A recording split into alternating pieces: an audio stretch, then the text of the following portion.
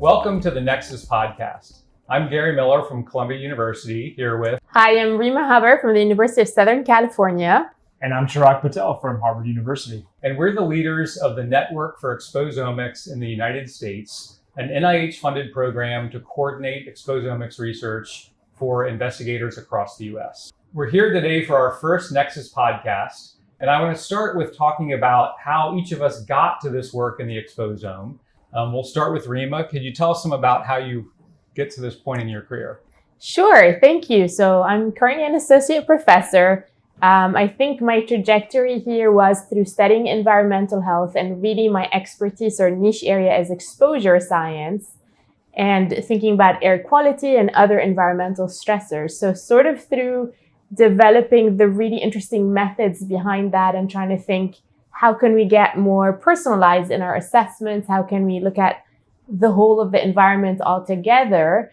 My career sort of in and of itself, veered into exposomics, I think. And it's just a very exciting time overall to see it all come together in NEXUS. So what was your training specifically? I have a Doctor of Science in Environmental Health with a focus on exposure science, biostatistics, and air quality. And prior to my PhD work, that was at Harvard University in the School of Public Health, I also studied environmental health for a Master's of Science. And then my undergrad was also environmental health. So to me, it's like, environmental health as a field is very close to the idea of this very interdisciplinary domain where you're thinking about multiple aspects of the environment and how it affects human health. So kind of a jack of all trades, but yeah, all through environmental health. We'll come back to more about exactly what you do in your research later, but Chirag, tell us some about your background. Yeah, so I feel very fortunate to be here, and just because it was a random walk to exposomics. I started, I would say, as a software engineer in the biotech industry, where we were developing at the company I was at the time, technologies to measure gene function through real-time PCR and eventually genome sequencing. And then ultimately I wondered what was next for this technology for measuring the genome, and I wondered what else contributed to phenotypic variation. At the same time, as careers go, when you're working in industry, at the time I only had an undergrad, and so I think I also needed to bolster research capability and technique. So I studied biomedical informatics shortly thereafter, with that desire of ultimately returning back to industry and with that new skill set. But as things turned, I discovered this new thing of like doing research, applying for your own grants, but also luckily just wanting to take a separate turn from the rest of my colleagues who were doing mostly genomics in informatics at the time. I stumbled onto this world of environmental health sciences, epidemiology, and toxicology. And a confluence of random events in 2009, 2010, we published this paper that happened to also coincide with this seminal work in science from Steve Rappaport and Martin Smith. And that kind of launched my career essentially in the world of exposomics. And so your degrees exactly were? My degrees were in biomedical informatics for my master's and PhD. Yeah. So cool. And so you're now located at Harvard? I'm located at Harvard. I began the research journey at Applied Biosystems in Foster City, and then Stanford, and then shortly thereafter at Harvard University. Okay. Yeah. So we all have very different backgrounds. I'm a toxicologist by trade. I wanted to learn more about how environmental factors impacted brain function. So I went and did postdoctoral training in neuroscience and was studying Parkinson's disease, and learned a lot about the fact that the environment played a big role in that disease, but we didn't really understand what those factors were. A lot of people thought it was pesticide exposure from agricultural uses, but there was not a systematic way of studying it. So I spent almost 20 years doing mouse work, studying individual pesticides, seeing how they affected brain function, but always longed for what geneticists had with their genome-wide association studies. And only about 15 years ago, heard about the concept of the exposome, about the timing of that Rappaport and Smith paper in that National Academy of Sciences meeting. And that was when our colleague Dean Jones came back from that meeting and told me about this. And I was like, that would be a great way to systematically study a disease. And so we started working together using our backgrounds in biochemistry and toxicology to start building the platform to do this sort of analysis. And then really what I spent time doing was working on developing the tools and methods we needed to study the exposome.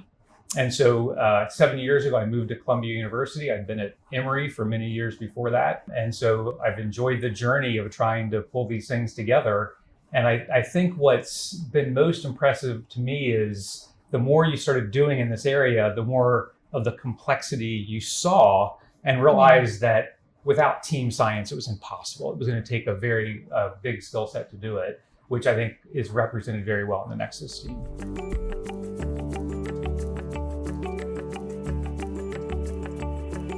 So following up on that idea of team science, what are the types of people you work with, Rima, in your work to do what you do?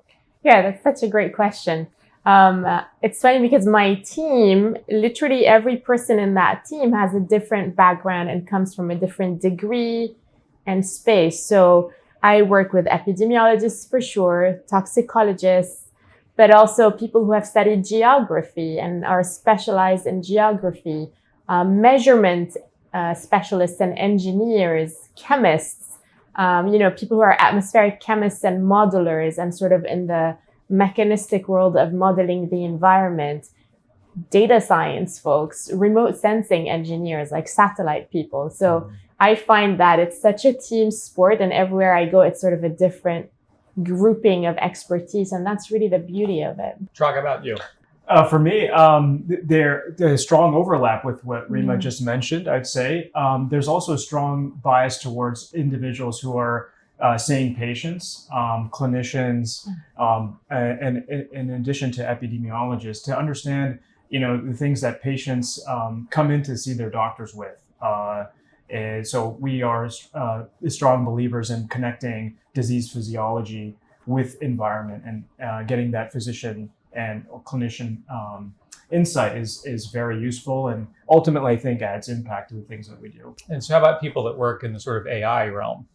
AI realm, absolutely. I think their interests are they're very interested in this space particularly of stitching data sets together and using these new approaches to stitch exposomics. As Rima was mentioning, exposomics is highly multimodal, and I think that these new technologies in AI allow us to kind of peruse these different modalities, and it's an exciting area for that. For my part, my colleagues here represent that because I work with them. It's the same way. It's like working with people that do a lot of chemistry. My own laboratory has several of these high-resolution mass spectrometers, and I don't know how to run any of them. That I've had to hire people that have that expertise to do that. And then the data that's generated is so complicated that it takes data scientists, statisticians, people that understand AI.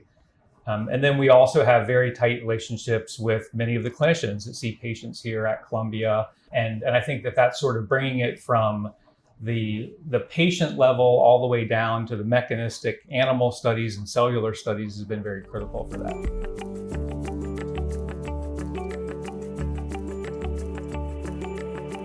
Can I ask a follow-up question to that? Sure. Given your role in education as well as research, do you feel like, if you were to design the perfect exposomics PhD program, what would those pillars be? What would you want to make sure is in there? It's an interesting question. My initial reaction is that, wow, that would be very hard to do within a degree, but genomics and genetics does that very well. So I think it is something we need to strive for. I think now environmental health sciences programs, many of them have that breadth of the sort of molecular analytical chemistry to environmental epidemiology and a lot of data science. Yeah. And so I think environmental health science programs that evolve with the new technologies are probably the best position to do it. But I also think that we want people that are studying chemistry and proteomics and genomics to learn more about the exposome as they try to solve their problems. Very cool.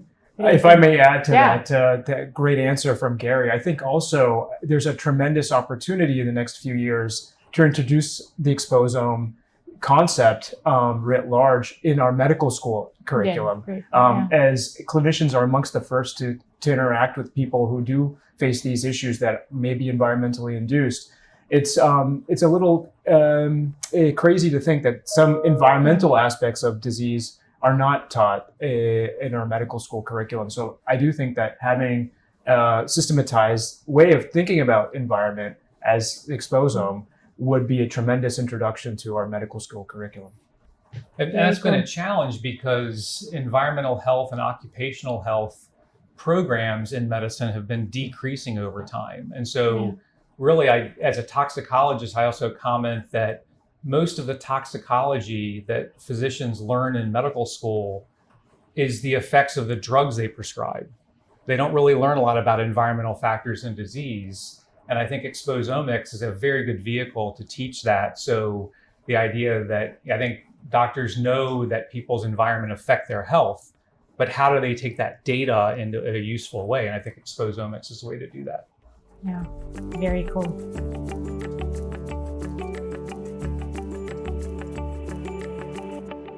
So now I'd like to kind of discuss the global state of the art in exposomics. Where are we as a field in using the exposome to study human disease?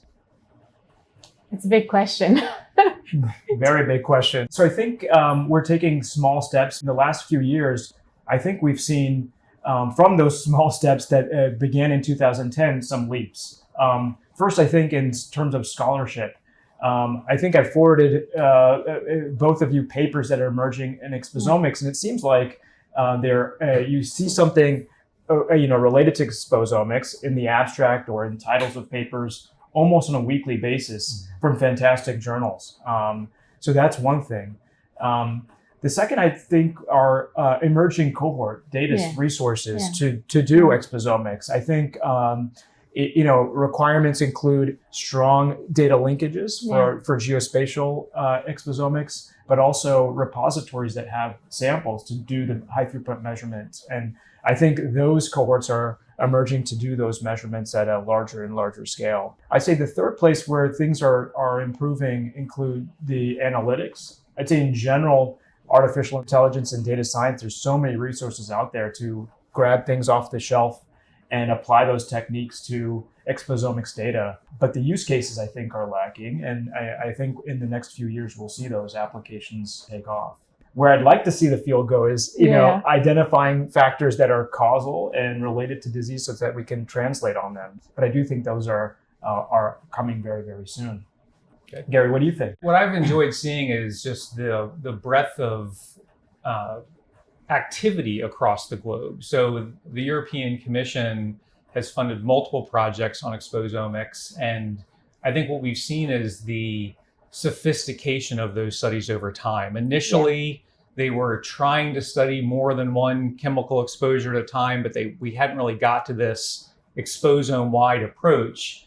And I think because the technology is improving and the investments from the funding communities, to me, in the United States, the National Institutes of Health has been a little bit behind on the European side, but I think we've seen much more energy and activity over the past year or two, where it's very exciting to see the investments coming in to do that. So I think that there's a clear recognition that with all of the advances in genomics, which have been spectacular, is the majority of variability in human disease is not genetic. And that realization is helping people see, well, what is that next piece? And that's where exposomics is set to do it. Rima, your thoughts? Yeah, so from where I sit, and I completely agree with you guys, it's like every week there's some big, really exciting study coming out, right? Where people have somehow compiled global data from multiple different cohorts, looked at really large populations. It feels like so far a lot of the work has been like heavily leveraging biospecimens and questionnaire data. And then as you read through these fantastic papers, you see that many groups are trying to integrate more of these kind of place-based determinants of health that I think a lot about, right? And they're doing an amazing job. It just feels to me like there's such potential now to really amp up that side, link sort of these place-based measures with questionnaire data, because that's how you can really refine the exposure assessments and then to the internal biology and to the disease. But it's like a very exciting time. So there was a paper on aging. I'm sure you guys saw it this week or like very recently, and they were talking about how they used, I think it was GDP and different sort of socio-economic measures from all these countries at a country scale, and talking about the biases and like, how does this data even come together? And do we really believe it represents what it says it does? So just starting to scratch the surface, they see such interesting, associations with like income inequality and so on. And imagine if you could do that like at a really cool level, 100%. I think what these papers from around the globe are really prompting us for the next few years, even as a prerequisite to getting translation, as you were both alluding to, are more precise definition of what the exposome actually is. And that's what I'm truly excited about, because that's what will happen as a consequence, are that more people adopt exposomics in their research and trying to interrogate diseases of interest at a larger scale or the personal scale, as you were saying, Rima.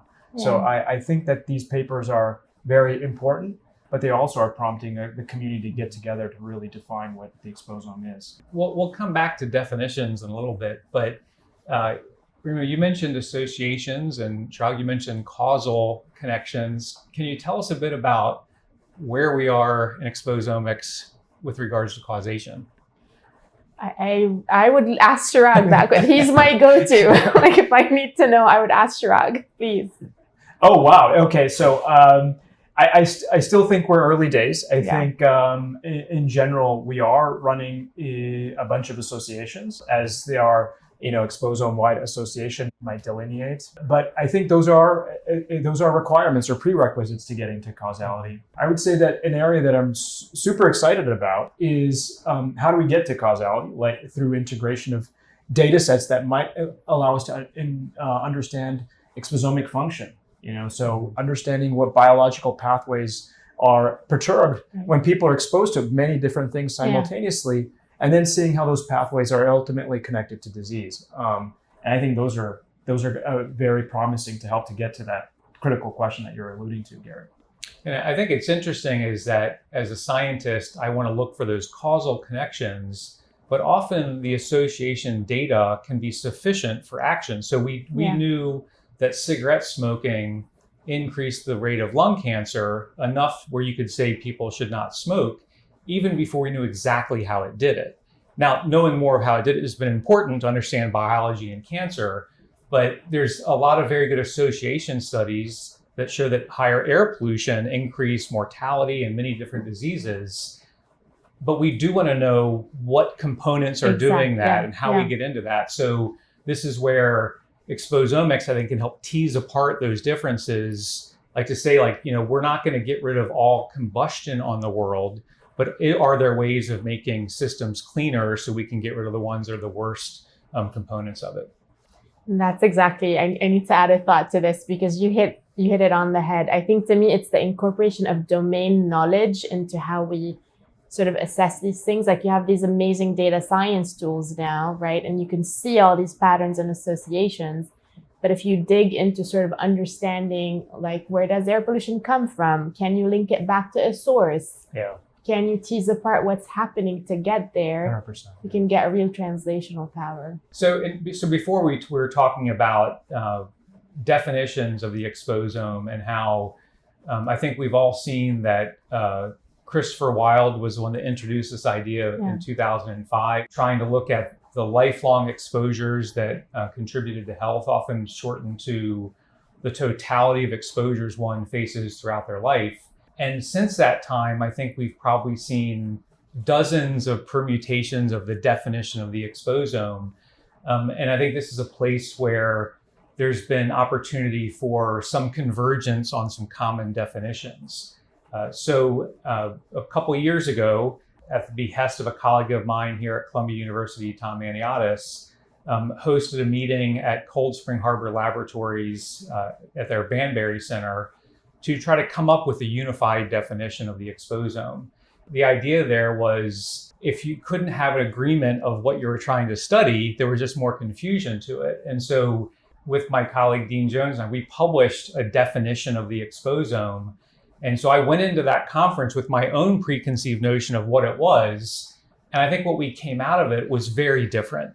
And briefly, it was the integrated compilation of the physical, chemical, biological, and psychosocial influences of human disease. So it's a very comprehensive view of human disease and trying to be as inclusive as possible. I think one of the key words in that definition is the integration. We keep coming back to the data and things about having data from all these different areas. And that's, I think, one of the big challenges is how do you incorporate all of that complex data? So your thoughts about the definitions of the exposome and interpretations you've heard? I think about this a lot, right? As we're trying to sort of help the world operationalize how to do the exposome or exposomics. I think to me, the integration piece is critical, at least if you're thinking, a lot of my kind of expertise is on the external environment, what we call external in terms of general or specific in the exposome. And it's this understanding of, if you want to understand human exposures, you have to really understand place and time and behavior and context, right? So as I approach my work, let's say, if I'm trying to assess exposures to people in a study, I need to really think hard about where do they spend their time, not just in space, like placing them on a map, but also understanding, does that place have a meaning for them? Is the home environment special in a certain way in terms of the profile of exposures that they get, whether that's chemical, but also social and like family structures and all these things. And so there's a large part of sort of going back to reconstruct people's kind of movement in space and time to be able to integrate or link all these different dimensions of the external environment. And to be honest, they're not all like straightforward and easy, right? There's so many issues that you can get into there. But to me, that's fundamentally integration, is kind of overlaying space, time, and then temporality of exposure to the health outcome or other measure that you're trying to link it to. But I think this is something where some people have used a shorthand of people's zip code can be more predictive of their health than their genetic code. The idea is that where people live makes a big difference. And where they Very work. true. Very true. And it also explains a lot of the sort of disparities or inequities that we see in different health burdens. And, there's a lot of fields that actually study this. And that's what I love about exposomics. It's such an integration of domains and how we think about things. But really, it's like the place you live, the community you're in, sort of determines the collection of exposures you get on a day-to-day basis. And of course, we care about the life course in exposomics. And so how does that sort of feed into the trajectory of your different health states or disease states is the really exciting question. So one of the things that making the comment about where people live is very critical. I'm going to have Chirag comment on this because he published a paper several years ago that really stood out to me about there's a great value in knowing where people are, but individuals are different. And so can you tell us some about that paper that had people in the same home that were different? Yeah. That was a blast from the past there, Gary. So that was back in 2019.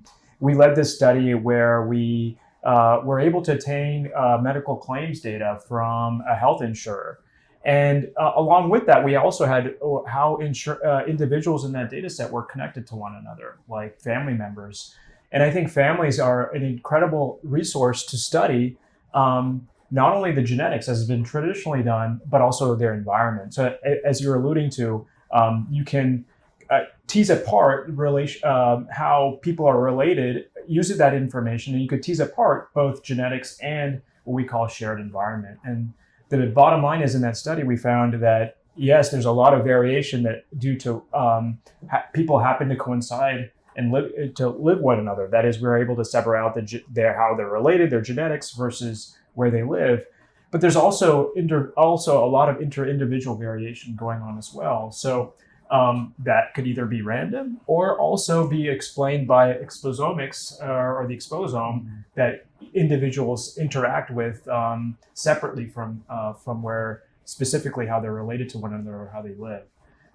So tremendous amount of variation to dig into, both shared and non-shared for exposomics research. And also, so you attended the Banbury conference when we talked about the exposome. What were your reflections from that? It was a spectacular conference. I give kudos to you, Gary, for organizing such an event. I think that afterwards I had this sort of a sense of relief in a way. As a data person, we lean on ways that, to borrow Rima's word used earlier, operationalizing these concepts that are very abstract. And I think that that's one reason why we're seeing so many ways people of defining this area, this term. The sense of relief came from, we are getting closer, I think, to something more concrete that people can start to integrate into their studies to potentially traverse over all these abstract terms. And so, for example, the efforts in genomics were the standardization of the ways that we thought about the genome.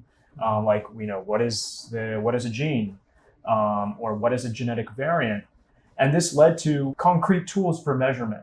By setting the stake in the ground at this conference, at the Banbury Consortium, really will lay into place discussions on how we categorize, ontologize these types of data to eventually integrate them into our studies. For those of you who haven't been to a Banbury conference, we just had about 24 people from very diverse backgrounds spend 2.5 days in a room, some breakout sessions, trying to figure out what we meant by this from these different domains. So people came in not just with their own opinions, but the fields that they were representing. And so it was a very collaborative effort to do this. And that paper was just published a couple months ago in Science. And I think that it's something will help drive the field forward, because besides the definition, we also laid out some key steps that the field had to take to move it forward. And I think it just shows the efforts of bringing people together in a way where you're seeking diverse opinions, not just saying, here's how we're going to do it. And I think it's a key thing that we're going to try to do in Nexus, is continue that sort of effort of collaborating widely with people to bring in as many ideas as possible.